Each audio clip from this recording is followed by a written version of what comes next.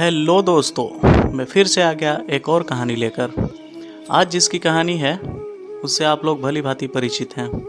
आप चाहे गाड़ी चला रहे हो या फिर शॉपिंग मॉल में हो या ट्रैवलिंग कर रहे हो, लाफिंग बुद्धा की मूर्तियाँ अक्सर लोगों के घरों और ऑफिस में रखी हुई नज़र आती हैं। इनकी मूर्तियों को गुड लक के तौर पर जाना जाता है। कई लोग इसको उपहार के तौर पर भी देते हैं।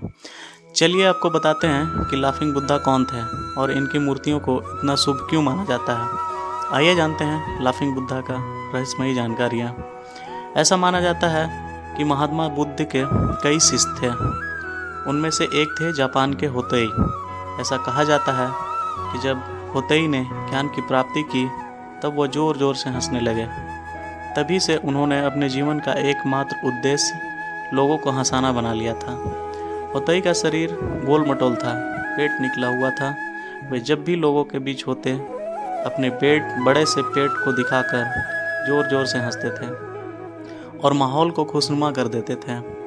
उनके हंसमुख स्वभाव की वजह से लोगों ने उन्हें लाफिंग बुद्धा बुलाना शुरू कर दिया। इसी वजह से जापान और चीन में लोग उन्हें हंसता हुआ बुद्धा बोलने लगे, जिसका अंग्रेजी में अर्थ है लाफिंग बुद्धा। बाकी बौद्ध गुरुओं की तरह लाफिंग बुद्धा के भी अनुयायियों ने उनके एकमात्र उद्देश्य को देश दुनिया में फैलाया।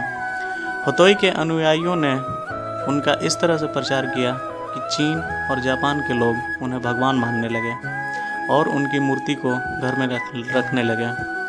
चीन में होतोई को पुतुई के नाम से जाना जाता है और उन्हें फेंगशुई का भगवान माना जाता है। ऐसी मान्यता है कि जिस घर में लाफिंग बुद्धा की मूर्ति होती है वहाँ सुख, समृद्धि और खुशहाली होती है और निगेटिविटी दूर हो जाती है। फेंगशुई के मुताबिक लाफिंग बुद्धा खरीद कर घर पर लाना उतना शुभ नहीं माना जाता जितना कि किसी और के जरिए तोहफे में मिला हुआ लाफिंग बुद्धा। इसलिए अक्सर देखा जाता है कि लोग एक दूसरे को लाफिंग बुद्धा तोहफे के रूप में देते हैं। लाफिंग बुद्धा कई तरह के होते हैं। कोई हाथ उठाए हुए होता है तो कोई लेटे हुए होता है। मुद्रा चाहे जो भी हो, पर लाफिंग बुद्धा को घर में रखना शुभ माना जाता है। पर कहा जाता है कि हंसते हुए बैठे लाफिंग बुद्धा को घर में रखना ज़्यादा शुभ होता है। फेंगशुई के मुताबिक लाफिंग बुद्धा को सही दिशा में रखा जाए तो ये जीवन में बहुत खुशियाँ लेकर आता है।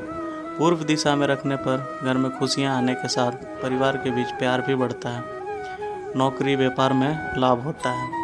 ये थी लाफिंग बुद्धा के बारे में कुछ जानकारी। तो दोस्तों, कैसी लगी लाफिंग बुद्धा की कहानी कमेंट में ज़रूर बताइए। ऐसी ही और कहानी सुनने के लिए चैनल को सब्सक्राइब कीजिए, लाइक कीजिए और अपने दोस्तों को शेयर कीजिए। जय हिंद।